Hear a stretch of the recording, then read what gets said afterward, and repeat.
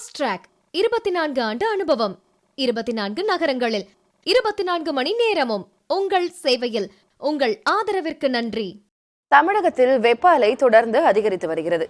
அதன் காரணம் என்ன என்பதை வரைகலை மூலமாக விளக்க இணைந்துள்ளார் நமது செய்தியாளர் ரமேஷ். இனி உங்களிடம். உலக வெப்பமயமாதலுக்கு காலநிலை மாற்றமும் ஒரு முக்கியமான காரணமாக இருக்கிறது. தமிழகத்தில் மட்டும் வெப்பம் அதிகரிக்கலைங்க, இந்தியாவில் இருக்கக்கூடிய பெரும்பாலான மாநிலங்கள் இருக்கிறது. இன்னும் சொல்ல போனா ஆசிய கண்டத்தில் இருக்கக்கூடிய பெரும்பாலான நாடுகளிலும் தற்போது அதிக வெப்ப அலை வீசிக்கொண்டிருக்கிறது. இதற்கு காரணம் பசிபிக் பெருங்கடலில் உருவாகி இருக்கக்கூடிய அந்த வெப்ப காற்று தன்மை தான் காரணம். இதுதான் வந்து எல்னினோ அப்படின்னு சொல்றாங்க. அதற்கான காரணங்களை நம்ம வந்து இந்த வரைகலையில் பார்க்கும் பொழுது எல்னினோ என்பது இன்னமும் முழுமையாக விலகவில்லை. அதாவது இந்த மாத இறுதியில் தான் அந்த எல்னினோ எஃபெக்ட் வந்து விலக போகிறது. அதுக்கு பிறகுதான் நமக்கு ஒரு நல்ல செய்தியும் இருக்கிறது.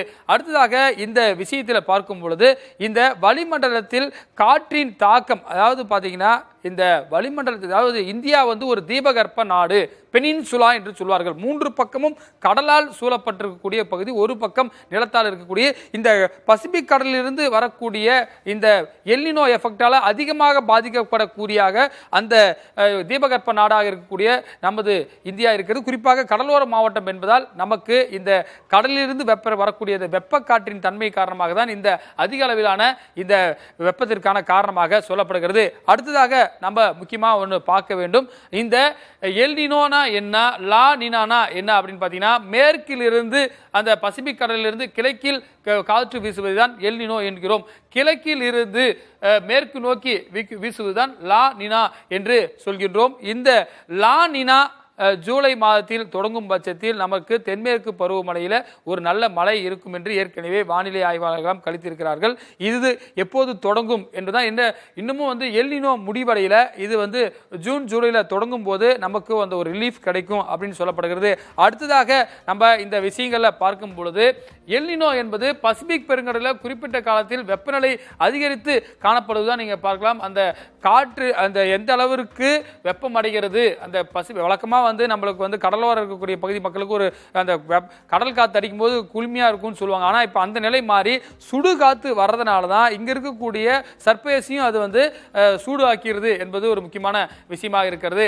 அடுத்ததாக இந்த எல்னினோ பார்த்தீங்கன்னா சராசரியாக 5 ஆண்டுகளுக்கு ஒரு முறை, எல்னினோ வரக்கூடிய அனைத்து ஆண்டுகளுமே நம்மளுக்கு இது போன்ற ஒரு வறட்சி ஏற்படுமான கிடையாது.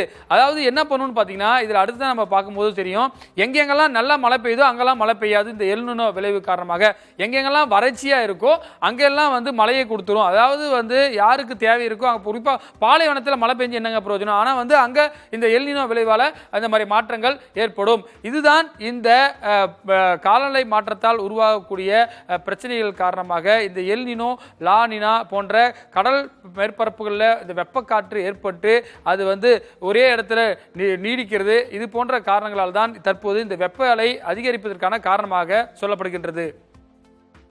உங்களுடைய விரிவான தகவல்களுக்கு, விவரங்களுக்கு நன்றி ரமேஷ். ஃபாஸ்ட் ட்ராக் 24 ஆண்டு அனுபவம், 24 நகரங்களில் 24 மணி நேரமும் உங்கள் சேவையில். உங்கள் ஆதரவிற்கு நன்றி.